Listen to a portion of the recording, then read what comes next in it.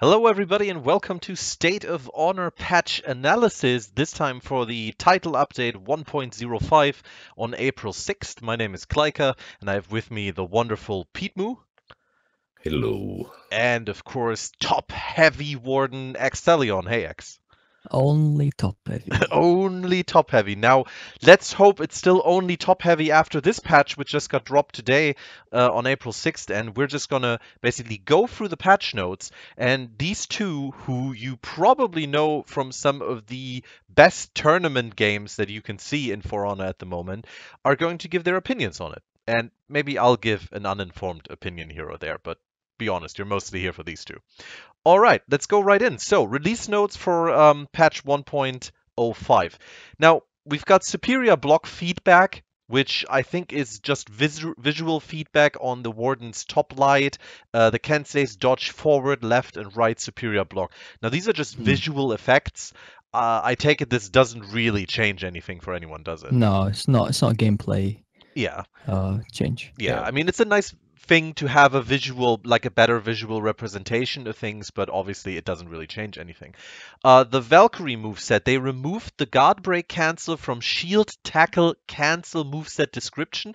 Again, no real gameplay changer there. The actual gameplay change already happened. This is just the description in the moveset list being changed. They updated the guard break tutorial for some more clarity, always nice to have. A bug fix guard break. The counter guard break ability is no longer affected by the debuff gear stat. Now, obviously, gear stat's not really any part in the competitive gameplay, but I think we can all three agree that this is a really good change what they did. Oh yeah. Yeah, I mean, this means that the guard break, like the debuff gear stat beforehand, actually allowed you to tech out of normally untackable or uncounterable guard breaks. This is not possible anymore. So yeah, that's a lot of people before in like Dominions or Elimination, they would put the debuff on max and they would throw heavies out or lights out and they would get parried and they'd go for a guard break and you'd still be able to tech the guard break due to this stat, and they've changed that now. Yeah, so obviously, you know, we don't want any of that. Now, let's go further. There is one bug, and this is something that was fixed, which I think the two of you are basically saying like, hallelujah, finally. Assassins not falling after unbalance when thrown out of stamina is resolved. Now, in layman's terms, what happened was if an assassin character, Peacekeeper, Orochi, or what's that other assassin? Berserker. Remember. The Berserker. Oh, right, he exists. So yeah, Orochi, Peacekeeper, and Berserker. If one of them was out of stamina and you grabbed them with a guard break and you wanted to throw them down, they basically just kind of had to spam their guard directions left and right, and they wouldn't fall down.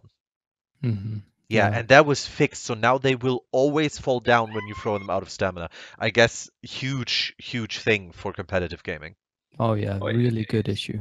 Really good bug fix. Yeah, so that's gonna, especially with Peacekeepers, who we see a lot in tournaments at the moment, that is a big blow to what they were playing as.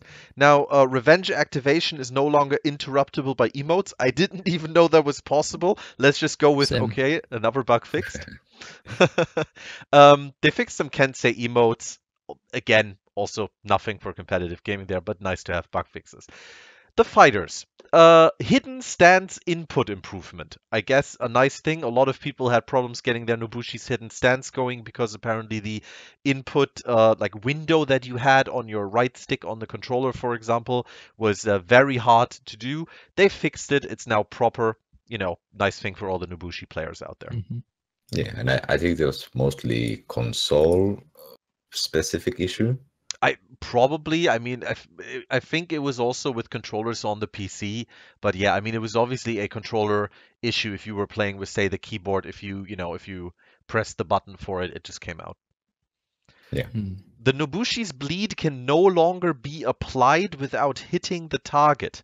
So this is a bug where the Nobushi could actually cause a bleed that she just applied to be reapplied without actually hitting the target if she was using a specific timing of just throwing out that attack into the air. I guess, you know, that is a bug fix. We don't see the Nobushi in competitive gaming really, but it's definitely nice to have, you know, a bug that can literally kill people without touching them to have fixed.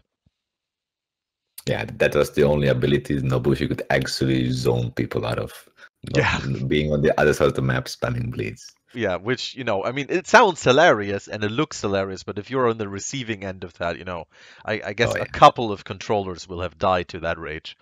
All right, the Lawbringer. Using shove on an enemy about to fall used to change their fall reaction. The enemy would land on their feet instead of falling on their back. This was fixed, meaning that the Lawbringer, now shoving, I guess especially in group fights and so on, you know, it's more consistent. You don't fuck it up, your enemy will fall down. Very nice to have. Makes the Lawbringer a little bit more Indeed. viable. Blocking external attacks while in full block stance now costs stamina. This is for the Warlord. Now, Pete, that's Yeah. probably it's probably pretty big, actually, isn't it?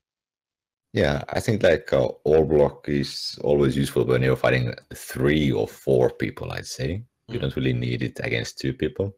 Mm. But now you can't really turtle up for too long. You actually have to block the directions. Yeah. It's a minor nerf, but it affects some scenarios though. And I guess it makes sense, doesn't it? I mean, before, like, Yeah, you always yeah. use stamina and you didn't before. It's a bug fix, plain and simple. All right, now the Berserker got some heavy finisher hit areas updated, which is the so-called phantom hit issue. As far as I'm aware, this is actually a bit of a nerf to the Berserker almost. Oh And yeah, it's yeah. Sorry, it's when the Berserker got a guard break on a character when they were out of stamina, you could throw them on the ground and get a side heavy and a top heavy. But now you actually cannot do that. that's actually pretty crazy.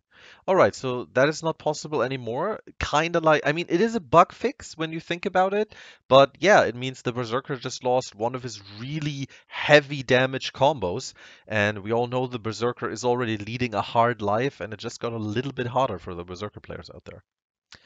All right, we've got some feats about health regeneration, which only works from idle, and health regeneration is set to 12 HP. Obviously, since we currently don't actually have competitive modes being played with feats enabled, this doesn't really change anything now, but I mean, once we actually go into those modes, it is nice to have some balance there. Oh yeah, Yeah. and especially the health regen with how Warlords, because Warlord has quite a few feats that they take less damage, they get more HP, and then they could take the regen as their last feat. You could be practically unkillable by just doing the unlock stuff with Yeah. Warlord with gear stats. It was pretty ridiculous. Like you would literally just be regenerating health the whole time, and the Warlord was just sitting there and kind of laughing at you. All right, well, we're going to very quickly just go over those game mode changes. So elimination boosts now appear 20 seconds after the round starts, and the time for picking up a boost has been increased from 1 to 2. Again, elimination currently not being played in competitive mode, but, I mean, it could be in competitive mode in the future, and I think this is definitely a positive change because elimination always started with people, instead of fighting each other, turning around and running for the nearest boost. Oh yeah, and even if you were right behind them, you just couldn't catch them before they got the buff. Yeah. So now it's 2 seconds to actually pick it up, and you have to actually wait 20 seconds. I think this might be interesting if we do get competitive elimination, because I feel it'll actually mean that teams are going to try to secure the positions where specific buffs will spawn early, and we'll see fighting around those areas. That'll be interesting. Yeah. Yeah. It's a good point. Definitely something there.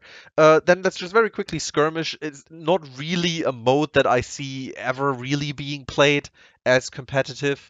They just did some point changes. They basically increased all kinds of points which you can gain in the mode to basically make the mode end faster.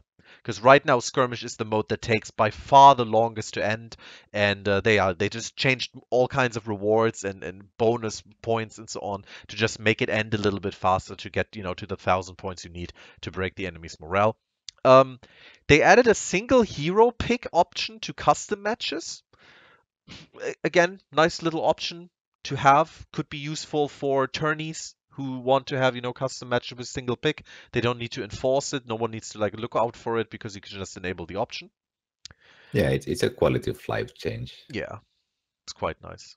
All right, we're going into gear stats. Again, not really part of the competitive, but let's quickly look over it. So we got attack and defense stats no longer applying when in revenge mode. Only the revenge attack and revenge defense stats apply when in revenge. Now that's a big one. Oh yeah. I mean, if you go into any 4 versus 4 match at the moment, when someone pops their revenge, their attack and defense is just insane, especially when you have, 108 gear score. And I think this is really going to help because it means that while you can stack attack and defense and revenge attack and revenge defense with each other, you can't do it like, in the actual revenge mode. So meaning that some people might actually be not anywhere near as strong in revenge as they were before.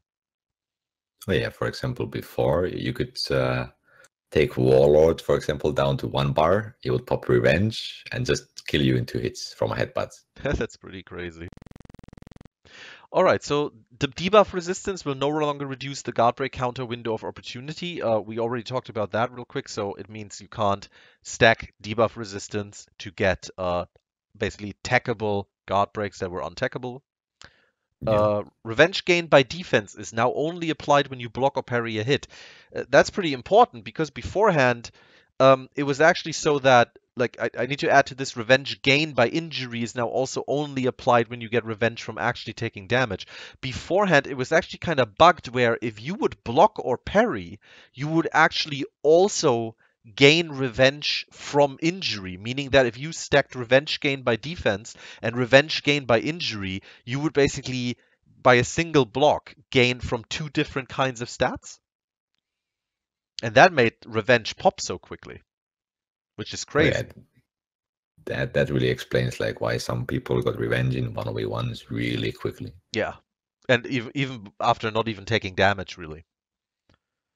All right, in general, the revenge mode has been rebalanced quite a bit. We're not going to go into every single one of the numbers here, but yeah, like the defense of revenge mode, defense of revenge gain has all of that has been lowered in percentages. Revenge mode attack and duration has been lowered by half in many points. Sprint speed has actually also been lowered by half, so no more Sonic the Hedgehog Orochis, only like I guess Knuckles the Echidna Orochis.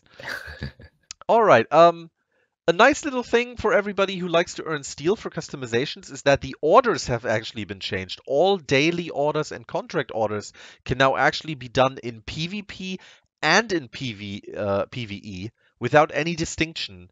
And they also added new daily orders that can be done regardless of the game mode that you play. Now that I think is really nice, actually. Yeah, that's really good. Yeah, especially since we already, had an increase in steel gain in general, and now it's actually easier to get the orders. You can really decide how you want to earn your steel now, and so you can buy those cool executions. This alone really does fix the issue with, gear stats in games. Like, how people were just too scared to go into a real match when they were below rep 3. Now they can just farm PvE with all the orders and get to rep 3 really quick. Yeah. So that is really, really nice. It's for all those people out there who were like, why am I forced to play PvP when, maybe my gear isn't up to snuff or I'm just not feeling it right now. And now I can just do it. So I think that's a super positive change for the community in general, like whether you're competitive or not. Everybody likes to get some steel and, like buy a new execution or whatever. And I think that's really positive. Oh yeah, definitely. All right, so just some small various changes. Team icons disappear from the chat window once the chat has timed out. Nice little fix. Players will no longer be paired on the same team when playing in 1v1 duel after reinviting. Pretty nice. Then we have a very big kind of like list of, in this case, PC specific, because this is the PC patch at this moment. Just bug fixes. We are not going to go through those because It's just little stuff, yeah. like it fixes some like game freezes when you try to quit to the world map, just stuff like that. Yeah, small Error little things. So messages. scrolling in the UI, some broken icons, the mouse wheel accidentally scrolling through parameters not working, stuff like that. All right, one little thing that I will pick up on though, it's now that when you're in dual game mode, where it's only you and your opponent, all chat is now actually the default chat. I always Oh yeah, thought that that is was good. incredibly silly because there's only your enemy that you can talk to, and you had to start chat and then change it from team chat into all chat to actually talk, and now it's And there immediately was, all chat. yeah, that was really good. And that fucking T button, when you press Yes. T and you have to delete the goddamn T, it's annoying. It was You gotta do very that. annoying. So like some people might be like, this is such a small fix, why do you care about it? It's because it's quality of life, and it really irked me from the moment I first played this game. All right. So yeah, now let's go into, I guess, what's really gonna, bring in the people here and their opinions and everything. The actual changes to the classes. And we're starting out with the big one. With the big PK that's looming over all of For Honor right now, and be it competitive scene, be it casual or not, the Peacekeeper. First thing on the agenda for the Peacekeeper was obviously the most discussed attack and probably most disgusting attack for many people, the zone attack of the Peacekeeper. Fastest attack in the game. Console players have not even seen it because it's so fast and doesn't properly render. Now, the changes which they've done to the zone attack. The zone attack first strike is now set up as a light attack to trigger an interrupt reaction on block. So what does that mean for us? That is actually massive because before a Peacekeeper could do a zone attack, even if you blocked it, you couldn't get anything out of it.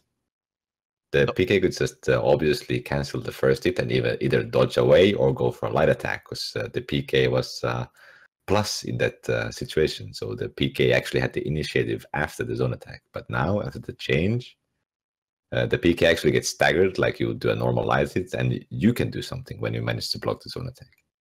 Now that is a really, really big change. Of Now course, keep in mind, it does say that it's a light attack, which usually cannot be feinted, but in this instance, you can still feint the zone attack.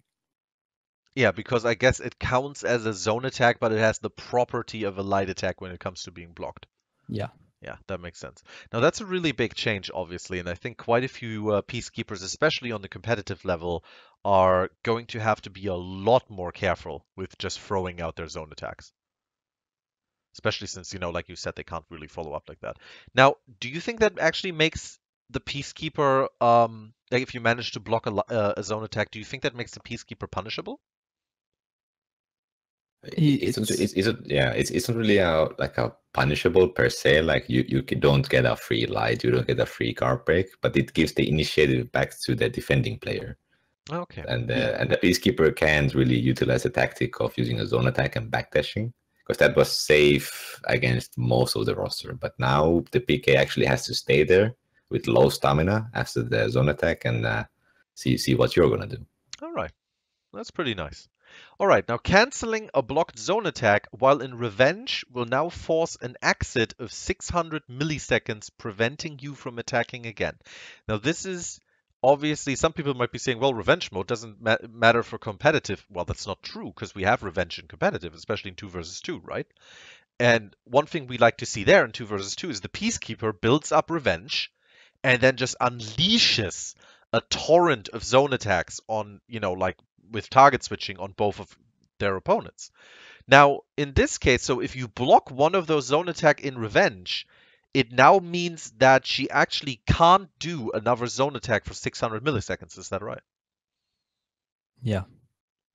I tested this before we did this, and basically you don't have an animation, but you can step backwards a little bit for half a second, and you can still trade an attack with another zone attack. So if she does try to go for the zone attack spam still while she's in revenge mode, she can do that, but you have the option you have like half a second to do something of your own or to just get out of there. Before, if there was a Peacekeeper in front of you with revenge, you were like, I cannot dodge, I cannot do anything, I'm just going to try to block Right. until the zone attack, until the revenge is gone. Now you have the option, as soon as you block a revenge zone attack, you have the option to leave. She gets further away from you, and there's less pressure on yourself. Oh, that's really good. So again, definitely something that the zone attack Peacekeeper needed when it comes to a nerf, because those revenge zone attacks were just insane sometimes. Now there is a bug fix in there as well. A zone attack UI indicator will now correctly start at the beginning of the animation instead of 100 milliseconds later. Now, as far as I'm aware, the zone attack of the Peacekeeper is a 400 millisecond attack. And Oh, yeah. yeah, so it's the fastest attack in the game. And what was actually happening was that the actual indicator for the attack only started 100 milliseconds after the attack had already begun, which means that a 400 millisecond attack visually just became for you, when it comes to the indicator, a 300 millisecond attack. And they fixed that now, so the indicator is actually also 400 milliseconds. So again, helps react a little bit better. Still an insanely fast attack that I guess the two of you can agree you probably still have to more predict than react to in many cases. Yeah, like yeah. I think that this together with it being treated as a light attack is actually massive. I think fixing the animation is maybe even the biggest change out of all of them. Because before you had you have your network lag and whatever on top of all the animation lag, but now you actually have 400 milliseconds to react to it, which is more than doable. So that's a really, really big thing. So you can block it. Oh yeah. If you block it, you actually, as you said, like the defender actually now has the initiative. And on revenge, of course, the same thing is true for the revenge one. It's also got the indicator fixed, and you get like an even bigger opportunity to get away from that one. So very, very good fixes in your opinion then on the zone attack. Oh, definitely. This is gonna peg down the PK a little bit, but I think it's a pretty good change, and it's not gonna make Peacekeeper useless or anything like that. It's just a nice little change. Nice. Extheleon, do you agree with that? Oh yeah, yeah. This won't really change much. However, I've even tested this with my brother who has average reaction times, and he was able to even consistently parry the zone attack if he knew it was coming. Before, I knew it would be coming, and I still wouldn't be able to even block it, never mind parry. The fact that he could do that now, it also means that you can get a top heavy, which I just love. So Top heavy. parrying the zone attack is now actually pretty good. Nice. So that's a really, really good thing there, and the Peacekeeper is brought a bit more in line with the rest of the roster than, especially also in competitive, where, like the people with the reaction times to consistently maybe parry it or, at least block it are playing. All right. Now, we do actually see something which is interesting. We see some slight nerfs, but also actually buff to the Peacekeeper as well. The sidestep strike recovery on interrupt block was increased to 800 ms. Now, the sidestep strike is the one where she dodges to the left or the right, and she uses her heavy and kind of like stabs you with her bigger sword. If you block that beforehand, she was interrupted for 700 milliseconds. It is now 800. Meaning that her getting that blocked is now a little bit unsafer for her.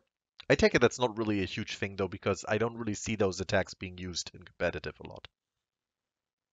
If this sidestep strike takes into account the lunging attack damage as well, and decreases the damage of that as well, and the interrupt block on that as well, then that is quite huge for competitive play, especially Brawl, because that lunge attack is used almost like 70% of the time, even in competitive mode, because it's such a good gap closer, and the damage on it. I do believe it is only the actual sidestep strike though.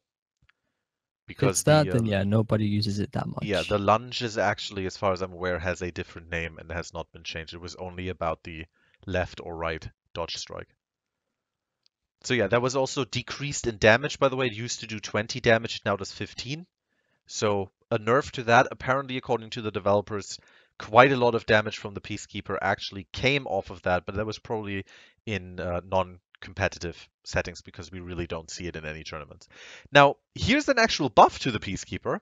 The riposting stab damage was increased to 30 from 25. The bleed effect remains unchanged. Now, the riposting stab is the one where she actually deflects you. She deflects your attack with a dodge and then does the riposting stab, which now does 30 damage. Deflects are not really used much in the game in general, and especially not in competitive, because if you can get a deflect, usually you will just go for a parry instead, right? So do you guys see this in any way changing the Peacekeeper in a tournament? No, I don't. What about you, Pete? I think assassins should try to deflect more. Like that's the reason why they have the mechanic. But right now parrying is easier, and you get a better payoff from that. So I'm all up for buffing deflects for all the assassin characters actually. Just to make it, more on par with the parry or actually outweigh the parry, right? Yeah. All right. Well, those are probably changes that we might see in the future someday when they might change something about parrying in general. But for now, it doesn't change anything about the Peacekeeper on a high level, but it does change it just in casual matches where those deflects or sidesteps are actually used more. All right, so those were the Peacekeeper changes. Let's go for the Warlord. Now, that's something where obviously Pete is going to give us a lot of his opinions on. First thing, headbutt. Pete, the headbutt. Okay, so stamina cost was increased to 15 from 12. Uh, not a huge increase, I guess, but big enough to make a difference. Yeah, it's like an individual headbutt. It's you're not gonna see a difference. But for example, when you get the opponent out of stamina, and using headbutt is basically safe. So when you add like 4 headbutts, it's actually quite a nerf. Yeah, I bet. So you actually lose an entire headbutt, I think, don't you? Yeah. After 4 headbutts, you basically can you even do 4 headbutts? It's like you can't do that many anymore. So, but I think that change is pretty good though. Yeah, nice. So the dodge window was increased by 200 milliseconds. Now, a lot of people are wondering, wait, the dodge window on the headbutt? I don't understand what that is. What they're talking about is the following. The headbutt obviously has an animation and it has a point at which it makes contact with the enemy and, actually counts as a hit. Now, the enemy has, after the headbutt animation starts, has a certain window in which he can actually dodge out of the way before the hit connects, and they increase that window by 200 milliseconds, basically meaning it is now easier to dodge the headbutt because it will not actually connect with you as fast as it did before. Now that's obviously a huge nerf, isn't it, Pete? Oh yeah, it's I have to test around it a bit more, but I hope it's not too easy to dodge because then it's going to be an unusable ability. But I think the main purpose why they did this was like, of course, they wanted to make it easier to dodge as well because it's really annoying to dodge from really close range. But they wanted to address like the phantom hits when you dodge the headbutt, but it still hits you. Like that is really annoying, especially when you're dodging backwards. The headbutt still reaches you, and the Warlord does a teleporting stab onto your guts. Yeah, this should not really happen anymore now with this dodge window increase. Yeah, Still, hopefully. very big nerf to it. Might make the headbutt a lot more situational than the Swiss Army knife that it is right now, doesn't it? Yeah. I mean, like at the moment, it's a perfect tool to punish someone who's completely out of stamina. So if the Warlord's forced to use it only when somebody's out of stamina, is the good thing or not? We'll see. Yeah, we'll see. The meta changes, and we'll have to see if it's good or bad. All right, the miss recovery was reduced to 700 milliseconds from 800. As far as I'm aware, the miss recovery is if you miss your headbutt, it is the time until you're able to act again. So in this case, it's actually a buff. Oh yeah, and I think the next line also when they increase the delay until you can attack after a headbutt miss by 200 milliseconds. So before you could miss a headbutt and the opponent dodged it and he went for a guard break, but you could do a light attack before that guard break landed on the Warlord, making it basically safe against anyone who tried to do a dodging and a guard break. But after this change, I believe you can't mash out the light anymore. So you can reliably punish the headbutt with a guard break now. Meaning that if your opponent, if he has a proper timing on his light attack, it won't work. Yeah. All right. Full block stance actually sees some changes again. There was a bug fix where the stamina cost could be doubled in some cases. They fixed it. That's just a bug fix. I guess the cases were, as far as I'm aware, very sporadic. So that doesn't really change much. It can no longer be chained into a headbutt unless an attack has been blocked. Now, as far as I'm aware, that's actually kind of a big change to how you can use the headbutt out of full block stance, but it doesn't actually affect much because you didn't throw out headbutts out of the full block stance anyway, right? Yeah, it's it nerfs us like a few scenarios. For example, when you went into all block preemptively and the opponent did, let's say you're fighting a warden. The warden is going for a shoulder bash. You want to headbutt him out of the shoulder bash, but you're in all block, then you can't do it anymore. So that's actually a nerf to a scenario like that. But usually what I did and most other warlords is you headbutt when after somebody's hits you already. So it's only, you don't really have the oh crap button anymore. I did a mistake, let me correct that. But now you actually have to plan ahead and use it properly. Right. So, but still, it like after you block, you can still throw it out, which is something that you and other warlords did anyway. Yeah. All right. Okay, now we're going into a class which I'm really happy about that it saw so many changes, but which none of you actually play because, let's be honest, no one plays this class in competitive. So I'm actually kind of interested if this is probably not the step into competitive, but it could be a step towards competitive for the class. The Kensei. Now, first of all, I'll put this together real quick. The Helm Splitter, which is the forward dodge top light attack, and the Swift Strike, which is the side dodge, I think, light attack as well. Was it a heavy attack? Heavy attack. Those now actually chain directly into the chain finisher, which is the top unblockable attack. Meaning that instead of having to do 2 attacks and then the chain finisher, you can actually do one of these attacks now and go directly into the finisher and thereby going into your mix-up of feints and mind games and so on. Now that's pretty big for the Kensei, isn't it? I think so. I think it is. For example, say you're playing a warden against a warden, as you can say, and the warden decides to go for the shoulder bash. You take him out with a light attack, so you cancel his shoulder bash, and from there you can pretty much get him into a 50-50 of the unblockable. Yeah. And even if you throw the unblockable, you can feint it and go into like a side heavy, or feint that and go into something else. Yeah, I think he's going to give him more options. It'll be interesting to see what, good Kensei players can do with it, though. Yeah, I'm actually looking forward to seeing, say, Ender Vex, for example, doing what he can do with that. Mm. Now, at the same time, they also made the side light attack opener. Opener in this case always means it is a light attack out of the neutral stance. They decreased the startup from 700 milliseconds to 600 milliseconds. So the Kensei always had very, very slow light attacks, especially from the side. Now they're 100 ms faster. I guess that's just a nice general buff, bringing it more in line with other classes. Oh yeah, definitely. It's well, Extheleon might be the top heavy machine. Every Kensei was a top light machine. It was basically the only viable move they had to open somebody up. Yeah. So hopefully the side lights will be good now as well. Yeah. Now, at the same time, they actually also fixed something for the light finishers in and out of guard in this case being unlocked, where the top light finisher recovery and the side light finisher recovery on an interrupt block, meaning they were blocked by the opponent, have been reduced to 800 ms now. They were beforehand 900 and 1100 ms for, top and side light respectively, meaning that the light attacks of the Orochi are now actually safe on block, meaning they do not guarantee a free guard break anymore for your opponent. Now that's a huge one, because they couldn't use these attacks at all. So Extheleon, what do you think? Is this as big as I think it is? Wait, you got me confused. You said Orochi then. Did I say Orochi? I'm so sorry. That's like the only... Yeah, sorry. No, I mean the Kensei, obviously, yeah.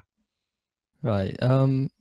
So what was it that you said? It was the top light finisher? Yeah, the top light and the side light finisher, both in and out of lock, are now actually safe on block. Yeah, that's definitely good. Yeah, beforehand you would get a free guard break after blocking one of those. Especially the side light finishes. They've reduced it by almost 200. No, they have. They've reduced it by 200 ms. That's huge. 300, by 300 even, from 1,100 oh my God, down 300, to 800. Sorry, yeah. I can't math. Yeah, that is a huge one. That is like big. like a fourth faster, more than a fourth. So that's a huge one, and them being now actually safer like that, the Kensei is now a lot stronger. So my question to both of you, I mean, these are these are like a few changes, but I think actually pretty big changes when it comes to. Do you think the Kensei could take a step into competitive now? With the right player, of course. I already bumped Kensei up from F tier on my tier list to B tier. Oh, wow.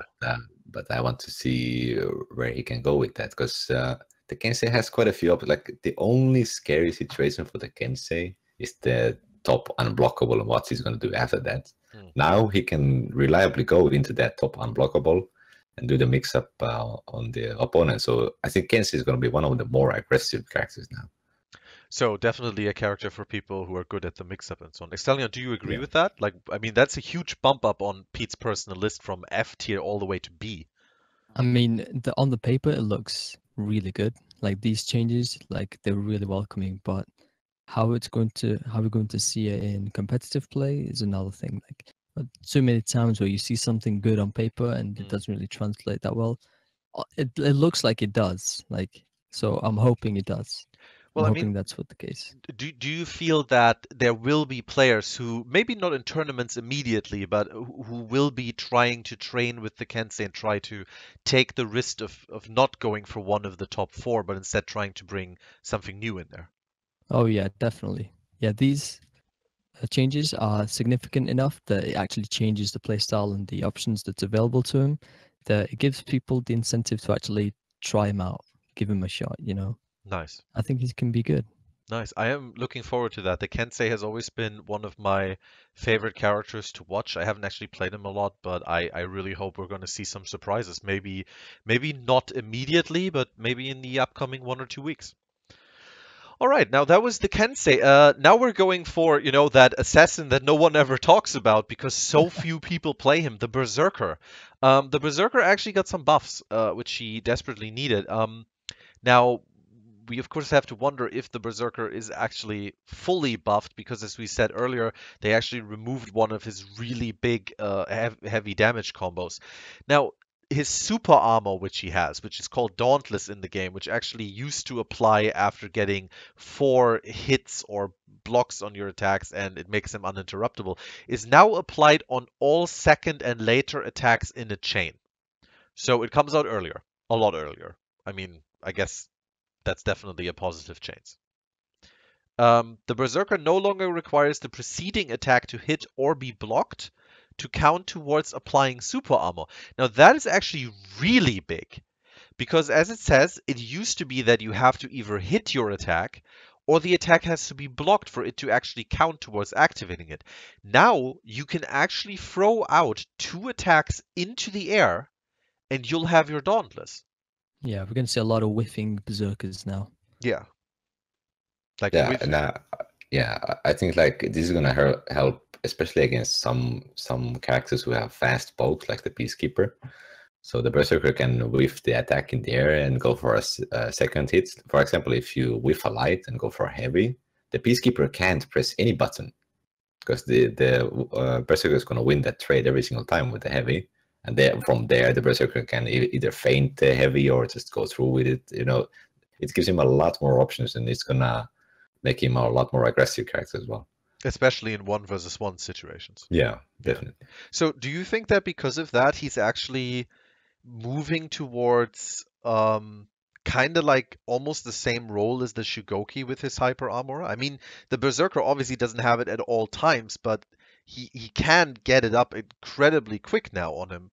And do you think he's almost going to be as tradey as the Shugoki can be? I really hope that the Berserker is going to rise up in the tier lists, but time will tell, because you kind of have to set it up, and the opponent can just kind of wait and block and see what he's going to do. But maybe all the Berserker players find something cool with that.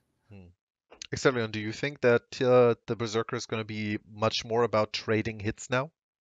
Oh yeah, definitely. He's going to be all about whiffing his first attack, hoping to get like a response out of them, whether it's just out of range with his light attacks for them to try to go for a parry, and then you go into another attack, hoping that you'll trade or something like that. However, it doesn't really give you any options to people turtling. Unlike the Kensei, where we've seen this the buffs above, where it's given us more option to open someone that's turtling with a 50-50 going into it right away after a light attack. This one, people can still block you, basically. Yeah. All right, so we got to see what Berserker players can make with that. At the same time, they did remove the stamina cost reduction when the super armor kicks in, which was beforehand, if your super armor started up, you didn't just have Dauntless going on, but all your attacks actually cost less damage. That is now less damage. They cost less stamina. That was now removed, so they will always cost the same amount of stamina. I guess that's a fair trade for being able to, basically turn on super armor almost on a dime. All right, now Yeah. the deflect transition into guard break after 500 milliseconds instead of 700. What this means is when the Berserker deflects, the Berserker gets an automatic guard break on his enemy. But beforehand, after the deflect into the guard break took 700 milliseconds. It now only takes 500 milliseconds because beforehand, say the Peacekeeper or the Valkyrie could actually interrupt the guard break by throwing out a second light in their after their deflected one. So that's a big one for Berserkers fighting them because they couldn't get out their deflect, which is one of their actually main abilities. So let's hope that Berserker players can make use of that. I would say this is more of a bug fix than actually a buff, because that's how it's supposed to work. When you deflect one attack, you should get a reward from that. Yeah, it's a bug fix, basically, like written down as a buff. At the same time, when you're out of guard mode or unlocked, your right light attack recovery on a block, the interrupt for that has been reduced to 700 milliseconds. Apparently, what used to happen is that if you threw a right light attack in both normal and out of guard, you could actually get a free guard break on the Berserker if you blocked it. So that was fixed now. That doesn't happen anymore. You can't get any free guard breaks on the Berserker anymore on block. This is a reoccurring thing which we're seeing through these patch notes. All right, let's move into someone that the two of you have definitely faced a lot in tournaments, which is the Conqueror. Conqueror is one of those weird classes where when you look at him, you're kind of thinking this guy has like nothing going on for him. But in fact, he's actually one of the top classes, isn't he? Mm-hmm. Right. So here come the nerfs to the Conqueror, and let's see if he still stays one of the top classes. Full block stance. Hit and bump recoveries can no longer chain directly into full block stance. Now, what this means is beforehand, when the Conqueror got hit by an attack, or if he got bumped in this case is, say, the shoulder charge from the Warden or the headbutt from the Warlord, the Conqueror could actually go immediately into his full block stance and thereby stop any kind of follow-up. So a Warden who shoulder charged him could, for example, not go into his double side light attacks, or a Warlord could not actually do his follow-up light stab. This was now done. It doesn't work anymore. Well, that's a huge nerf for the Conqueror, isn't it? Because that's huge. Guaranteed damage that he's getting now if he gets hit with this. Like, Extheleon, what does that mean for the Conqueror? Conqueror's dead. It's one of the reasons why he was so strong against Conquerors and even Warlords. They just could not. You just could not punish a Conqueror despite getting him with a headbutt or a shoulder bash. And there were good Conquerors who were able to time the full stance block with a parry timing in which it almost cost no stamina to do that. Yeah. So the only way for Warlords and Wardens in competitive play to really punish your Conqueror was to actually somehow get them out of stamina, which was not easy to do against a good Conqueror. Yeah. But now, of course, you have those guaranteed follow-ups, so that is a completely changed matchup now, isn't it? Oh, yeah. Yeah. So you as a Warden player, I guess you're pretty much kind of like making a victory really fist confident. At this point. Pretty much really confident against Conqueror players now. Yeah. Pete, do you agree with X? Oh yeah, it's like all of the, we're gonna go into more of the changes, but this change alone bumps Conqueror down really low, because it was the main reason why Conquerors were so strong, because it was almost impossible to get damage in. Yeah. Because even if you hit the Conqueror, you're the one who got punished. Which is, kind of awkward when you think about it. So you might think like, hey, this is a realistic change. I understand why they did that, but if it bumps down the Conqueror so much because of that, do you guys think this was a step in the right direction? Was this something that was inevitable? Well, to be honest, this is more of a bug fix. To be honest, no, they shouldn't have been able to do this in the first place. But obviously, people use this and they just became gods in competitive mode. This is more of a bug fix, to be honest. That's how I see it, anyway. Okay, so not 'Cause actually that the Conqueror was supposed to be this defensive. No, I really don't think that he was supposed to be able to block everything, even if you hit him. It made no sense. All right. Okay, then another thing which they did is a little bug fix on Shield Bash. The Conqueror cannot counter Guard Break from Shield Bash hit and miss recoveries. Now I say a little bug fix. This is actually another huge thing, isn't it? Because beforehand, when the Conqueror threw out a Shield Bash and you dodged it, or you even like hit him out of it, if you Guard broke him, he could actually take out of it, right?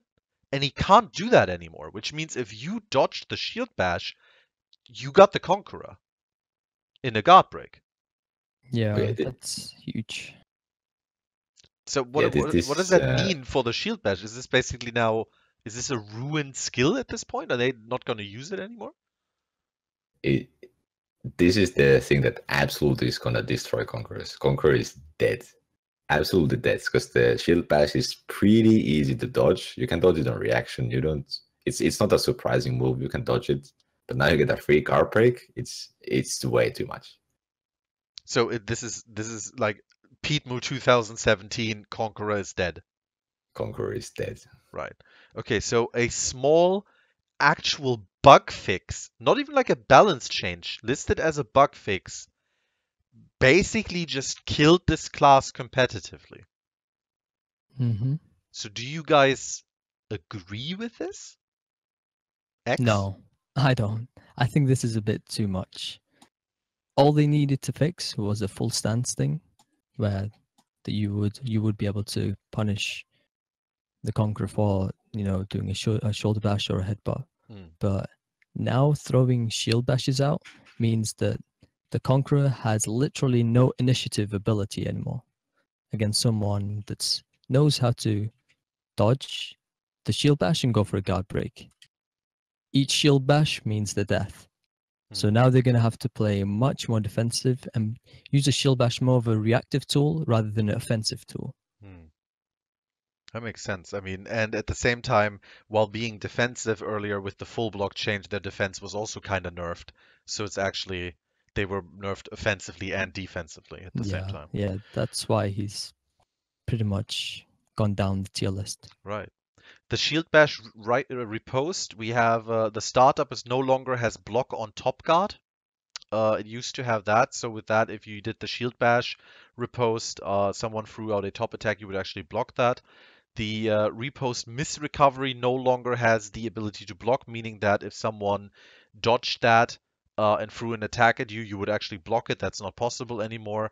The Conqueror cannot counter guard break from Shield Bash repost hit and miss recoveries. This is the same thing as the normal Shield Bash. So again, also to the Shield Bash repost, huge nerfs. So basically as gutted as the normal Shield Bash, if not more even. The Shield Bash mix-up has the exact same changes done to it. Startup no longer has block on top guard. Miss recovery no longer has the ability to block. Cannot counter guard break. Everything that it has to do with the Shield Bash has basically been stripped of block and is now easily counterable by a dodge into a guard break. A probably fatal guard break most of the times. So that is crazy. At the same time, we do see a buff. Actually, the heavy attack openers, so a heavy attack out of a neutral stance, the damage has actually been increased from 23 to 25. This is quite big when you think about it, because beforehand, if a Conqueror hit you and you were on your last bar of health and a Conqueror hit you with a heavy, they couldn't actually kill you. You would survive with 2 health because 1 bar of health is 25 health all in all. They now changed that. If you're on 1 bar and the Conqueror gets a heavy attack in, he kills you. Yeah, a lot of people already bypassed this issue by doing an unlock heavy, which did more damage, but they fixed it so that that doesn't do more damage. The out of lock guard heavy and the in guard lock heavy all do the same damage now. It's Yeah. 25, which means if the person's at critical health with that 1 bar of health and a bit, he's gonna die from your heavy. Yeah, which is obviously a good thing because if you had to use an out of lock like technique to finish someone on their last bar, there was obviously something wrong. At the same time, people can of course also argue that it is a nerf to the heavy attacks because, as you said, the out of lock ones actually did do more damage and they now do less. Yeah, S- but the good thing about this is that now that you can kill someone while you're still on lock, you're able to execute them, which is more Yes, useful. The yes. minion game, you're able to get health gain. Yeah, very much true. And at the same time, another thing which again we see through many of these patch notes for the classes is light attacks in and out of guard, recovery on interrupt block on the right light attack has been reduced to 700 milliseconds, meaning that if it gets blocked, you no longer get free guard broken by your enemy. All right, so conclusion, Conqueror is dead. Headbutt, says Petemoo. Now here Completely. comes someone where after we talked about the Kensei and how he might, actually move up in the world competitively, now here comes a class that a lot of people were very excited for, but then when they actually got to play it, were like, I can't make this work. This just isn't strong enough. The Lawbringer. Never really see a Lawbringer in competitive, sometimes in 2 versus 2. But yeah, the Lawbringer has gotten a huge amount of buffs. So let's jump right into that. The long arm now guarantees a side heavy attack, not a top heavy. That's a big one, I guess, but the long arm is also incredibly easy to dodge in a 1 versus 1 situation. Yeah, I think most of the Lawbringer buffs, this included, they're more of a 4v4 buff. Yeah, or maybe like- a 2 versus 2. Yeah, maybe, but like if you get hit by a long arm, you're a snail. Or you were literally called out in like a situation where, yeah, okay, like that was random basically. There was random Yeah. positioning and you got caught by it. You couldn't dodge away. Right. So then again, I mean, it is nice because beforehand you only used to get a guaranteed light out of it, and it is a slow wind up, long animation attack, and just literally just getting a guaranteed light off of it, it just wasn't worth it. Now that you get a side heavy, definitely worth it, I'd say. It's competitively, this is still a pretty useless skill to use. Oh, 'cause yeah. it's heavily punishable with a guard break, and it's just way too fucking slow. Yeah. At the same time, it doesn't have super armor, unlike the shove. It does If not. it had super armor, it might work pretty well against a Peacekeeper, where you would, keep your distance and you'd wait for them to dodge into your face. You'd go straight into the long arm, and whatever they did, whether it's a zone attack, light attack, you were gonna get the top heavy Yeah. into the long arm. But sadly, it is interruptible, Yeah. not like the Yeah. shove. All right. Now what we got here is big buffs to the parry of the Lawbringer actually, and parries obviously being a huge part of the game. The parry now guarantees an impaling riposte, and the parry now guarantees a make way. The impaling riposte is the impaling charge as a riposte after a parry. So this is now guaranteed. If you parry someone, and this is not just light parries, this is light and heavy parries, you can now impale them and basically run straight forward with them, and you could run them off a ledge or into a wall, just like the Raider, for example, can. Now that's actually pretty big, isn't it? I mean, the impaling charge into a wall, as far as I'm aware, wall stun guarantees a top heavy. Yeah, I think this is actually the biggest buff to the Lawbringer. Obviously, you get the ledge kills and stuff, but you get massive damage out of a parry now. Yeah, even out of a heavy parry. And at Yeah. the same time, it guarantees a make way. The make way is a special zone attack which the Lawbringer has, which is animated like a normal zone attack, but it comes out directly after parry, and this actually it does more damage as far as I'm aware than the normal zone attack, but it also has super armor.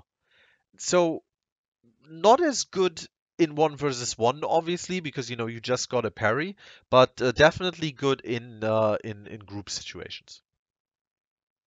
Oh yeah. Yeah. So and Also, beforehand the it make didn't even work, so now it actually works apparently.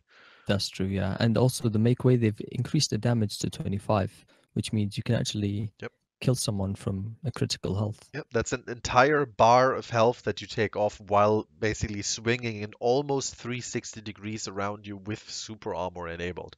So in It's a pretty group good. situation, it's definitely can be very strong. Maybe even, especially when you, for example, when you have revenge and you parry someone, could do a lot. All right, the light riposte now applies stun on hit. The light riposte means that you parry someone and then you do a follow-up light. Uh, Now this light now actually applies stun. That's pretty good. Before it was literally just a light attack, and now it actually applies a stun. The Lawbringer, as far as I'm aware, beforehand only had stun if you hit a top heavy on the enemy. A Oh yeah, stun's useful in competitive? it can create some somewhat confusing situations, but it's nice. But it's not really a massive buff. Hmm. It's a nice addition, basically. It gives you Yeah. another option if you wanted to. It depends on how fast you can go into a guard break after it. If you can go into the guard break when the screen is still white from the stun, that's going to be pretty big because then you can condition your enemy to, well, I'm going to stun you after that. So you're going to have to preemptively guard break button even when you can't see anything. And from there, you can go into a free heavy, so on. It all depends on how useful this is. All right. So we got the hit and regular block recovery branchings into chain after a light repose increased to 200 milliseconds from 100. Now, as far as I'm aware, what that means is that if you throw the light repose and you get the hit, it actually now takes you 200 milliseconds to follow it up. Is that about right? I'm not actually 100% Sure. sure what they're trying to say with this. Hit and regular block recovery. Not Recovery sure. branches, yeah. Well, we're no Lawbringers, so I guess we'll have someone teach us this in the comments. So if you're a Lawbringer and you know what this means, or if you're from Ubisoft and you know what this means, write it in the comments. We'll thank you for it. All right, the Make Way, as we said, Make Way is a parry zone attack, has super armor now, does 25 damage. Nice little thing. It also now works. Now here come a lot of things about his chains, where the Swift Justice, which is the heavy, light, heavy, the light attack startup was decreased to 500 milliseconds from 700. Now that is a huge buff to light attack speed, isn't it? I mean, that's, for example, that's much faster than say the Kensei slide. The Kensei slides being 600 ms, this slide being 500. And at the same time, the top and the side light attack damage was also both increased to 15, where beforehand it was 10 for top and 8 for side. Now, 8, like, I mean, that is almost a 2 times increase in damage. Now, that's pretty huge for the Lawbringer, isn't it? Yeah. Oh yeah, this is going to be a lot harder to stop the Lawbringer from going to the last heavy hit. So the light attack being 500 m, it's going to be pretty hard to parry that. Hmm.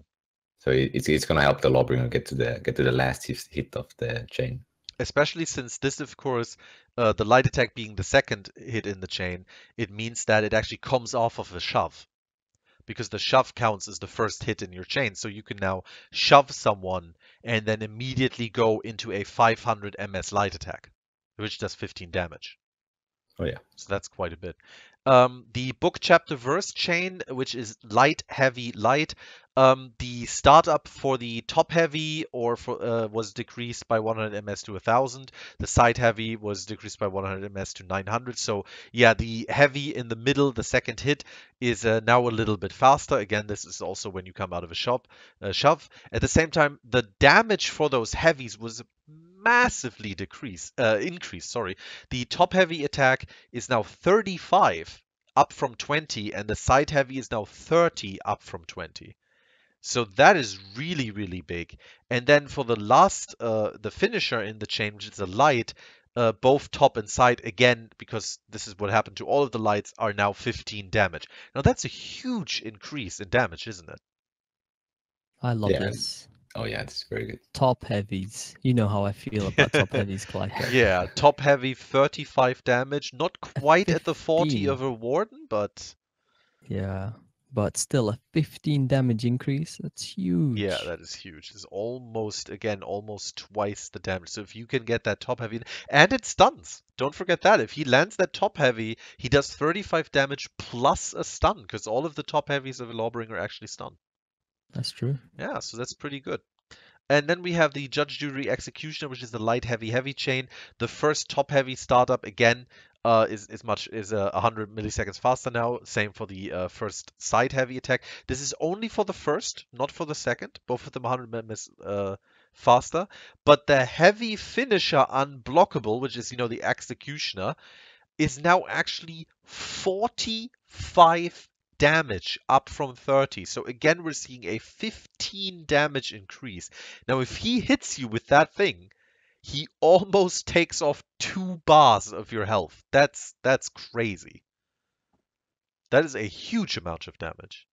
Oh yeah, definitely. And like what they've done, tried to do with all of these changes, make the chains be more rewarding, because the Lawbringer has these long ass chains, and you get a massive payout if you actually manage to land them. Yeah, like you absolutely get a huge payout. I mean, almost 2 bars. That is huge. If you land that on someone, especially in, say, a group match or whatever, you can just destroy people. And then at the very end, we actually get a bug fix to the shove, which is remove the super armor from the hit and miss recoveries, which basically means if you hit a shove or if you missed a shove, you would have super armor during the recovery of this still. They didn't like that they removed it. It's now only during the actual build-up until you either hit or miss of the shove. Now, it's a bug fix, small nerf, I guess. But yeah, I mean, what do you think about that? Does that actually mean that the shove is now even worse when it gets dodged? It's Yeah, what's this going to change is that if somebody waits too long and does a light attack before, because of the interruptible stance on it, you would hit the Lawbringer and you'd still get shoved. Mm. Now you're going to, if you hit the Lawbringer and he does it just before you get hit, it's going to take you out of it. and I think this is somewhat of a nerf, especially when you're fighting against a running Shugoki. The Lawbringer could get super armor by doing the shove, and hence just bounce off from the Shugoki, and the Shugoki couldn't get a knockdown with the charge. But now the Shugoki is just free to run around. Oh, I see. So that's actually, for that matchup, is a very, very big nerf, isn't it? Yeah, it All is. right. Finishing touches on the Lawbringer. Lots of changes, huge damage increases, some faster attacks, and so on. Apparently, you now get guaranteed 15 damage lights off of shoves. I mean, that's pretty big. What do you guys think? Is he on his way to becoming a viable competitive character? This Extheleon? change will definitely help, Yeah. but we're gonna need some time. We're gonna need some time to see. Does he have any openers still? There's a lot of damage, that damage buffs and like the buffs to his parries and stuff like that. But he already had those. Yeah. Well, so we'll see. Extheleon, what do you think? Is he a bit more viable now? I mean, the shove, which is his initiator, basically, or kind of his initiator, is very easy to dodge, has been actually nerfed through this bug fix. He's got all this damage now. Do you think he's actually possible to deliver it? Possibly, but I don't think he's going to be in the top 4. I don't think he will. I mean, if they could guarantee a light attack from a shove, and That's what they're doing, though. The light attack is guaranteed after a shove. it is now. It's what I read. That's But, what I'm seeing as well. yeah. I don't know. I can't confirm if it is. If it is, then I think that's going to be pretty good. It's going to be pretty big. Hmm. So we'll see how it goes. Because the light attacks now do actual damage. They don't just tickle the opponent. Yeah, 2 lights attacks and you have more than a bar taken off. Yeah, that's pretty good damage right there. Yeah. So maybe if he's not viable yet in 1 versus 1, do you see him having a proper role in, say, 2 versus 2? I think so. Yeah. Pete, what do you think? Lawbringer, 2 versus 2? 2 versus 2 Lawbringer. I mean, the massive damage is there. So you could do like some kind of a guard break setup into a long arm, and you both would get heavies on the character. So it would kind of work like the Shugoki charge works like now in 2v2. So it could be interesting. Yeah, maybe we'll see some people trying to adapt that with the changes. Lawbringer definitely moved up. Yeah. All right, quick look at the Nobushi. The top light finisher and side light finishers recovery. Again, they reduced the interrupt block recoveries by 100 ms on the top light from 900 to 800 and by 200 ms on the side lights from 1000 to 800. They did the same on the right light finisher recovery. No, that was actually increased apparently from 700 to 800, meaning that all of her lights being blocked now have 800 milliseconds of recovery, so no more free guard breaks on the Nobushi after top light finisher or side light finisher. It's good. It's a fix. They basically did that for everybody. Apart from that, Nobushi doesn't really get anything. Still not the most competitive character, but we have seen a couple people actually competing with her in tournaments. So interesting to see if we'll see more of that when we see actual maybe buffs or changes for her. Now, the Shugoki. Obviously something we could talk about a lot and is actually going to be a topic in another State of Honor because the Shugoki right now is a competitive powerhouse, which Petemoo can attest to. Again, the only changes that he's gotten in this patch is recovery time on light attacks to prevent free guard breaks. This is the light attack in general. To 800 ms, he cannot be free guard broken anymore. Pete, what do you think about that? Light attacks now actually viable on the Shugoki? Yeah, you can actually attack people now. Yeah, but that's nice. But yeah, it doesn't address the bigger issues with Yeah. Shugoki, but we're gonna get to that a bit later. Yeah, we're going to get to that in another actual episode, which will focus on that. And we already know that the developers are aware of the current Shugoki meta. All right, and at the very end, we'll fix it with the Valkyrie. The Valkyrie also just gets her recovery on the light finishers and the right light finishers fixed to 800 ms. No more free guard breaks on that. I personally wasn't even aware of that because I don't remember a Valkyrie actually throwing out a light finisher ever when I was watching. But yeah, you can't get a free guard break on that anymore. Again, it's a fix. It's a little bit of a buff, but it shouldn't have been happening in the first place. And with that, we're actually at the end of the patch notes. So yeah, Right. thank you guys for sitting through this with me. Thanks everybody for listening. Pete, let's start with you real quick. What do you think about this patch in general and what you heard from the developers? Do you think we're moving in a good direction? Do you feel this is going to shake up the current competitive a little bit, or do you feel it was all for nothing? First of all, I want to say thanks for hosting this, and there's a lot of good changes. I'd say the Conqueror was the only one that went a bit overboard, but everything else is like minor changes here and there, making like attacks, like light attacks, safe against free guard breaks. Those are like always welcome, and just generally a really nice patch. So you think it's that the developers are definitely moving in a for you positive direction? Yeah, if they could revert some of the Conqueror stuff, it will be a perfect patch. Do you feel that this is going to have, I mean, obviously for the Conqueror, but do you feel that this is going to shake up the competitive scene, or do you feel you won't really have to approach upcoming tournaments in a different way? We might see some pocket Kenseis.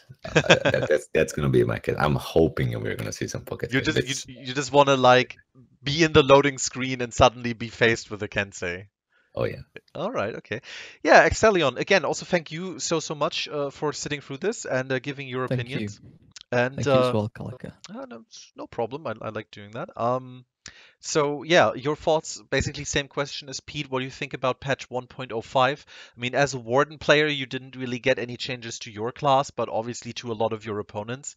Do you think this is a step in the correct direction? Do you agree with many things in this, or do you think this is a disaster of a patch?